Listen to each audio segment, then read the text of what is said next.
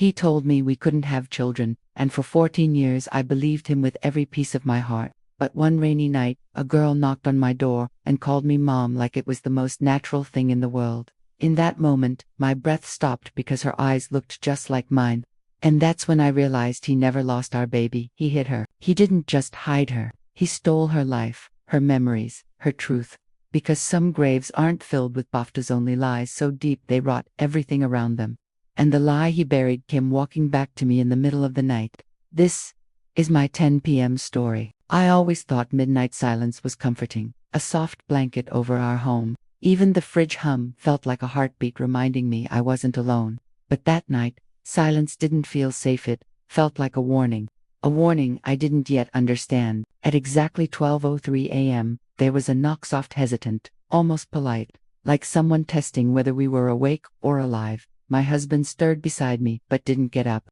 I went to the window thinking it was a neighbor, and then my world cracked open. A girl stood barefoot in the rain, soaked, trembling, staring straight up at my window. Her hair clung to her face and her eyes. Her eyes felt painfully familiar, too familiar to ignore. I whispered my husband's name, but he didn't answer. I turned, and the bed beside me was already empty. I looked back at the window, and the girl had vanished into the darkness as if she melted into it. A child disappearing at the same moment my husband went missing shook my entire core.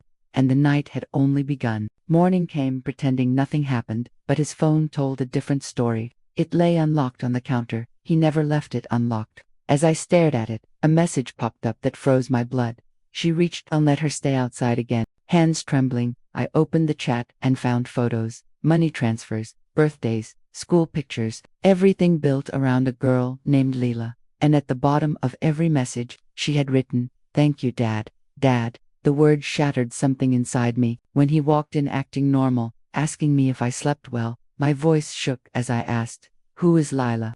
He froze only for a moment before smiling too calmly to rehearse. "You'll meet her soon," he said. Then he simply walked away. His calm scared me more than the storm outside. By evening, he was preparing the guest room like he'd been planning this for years. I heard him whispering on the phone saying, "She deserves to know." My heart was pounding when I finally asked, "Is she yours?" "Yes," he whispered. "She's my daughter." My world tilted, but then he added something that made my skin crawl. "She's not from this life." The air shifted, heavy and cold, and I felt like another presence had entered our home. I didn't know then, but everything was about to unravel. The next day, he brought her home. Leila walked in silently, observing everything with eyes far older than her face. My husband placed his hand on her shoulder and said, "This is your mother now." The word mother stuck in my throat like a stone. She moved through the house like she already knew the place. Her fingers grazed surfaces she had never seen.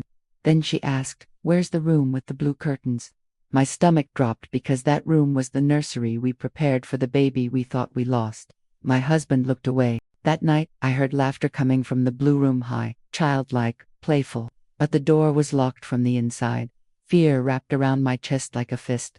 I knew something was wrong, horribly wrong. Searching his study, I found a journal written by Leila's biological mother. The handwriting shook like fear lived in every letter. She wrote about hospitals, treatments, strange behaviors, and one terrifying warning: don't let her near the mirror after sunset. She remembers things she shouldn't. I slammed the book shut, and a whisper came from behind me. "You found it," Leila said calmly. When I looked at her, her eyes reflected my face twice. One reflection blinked while the other didn't. My heart nearly stopped. The next morning, she hummed a lullaby I didn't recognize, yet somehow it made my bones ache with memory.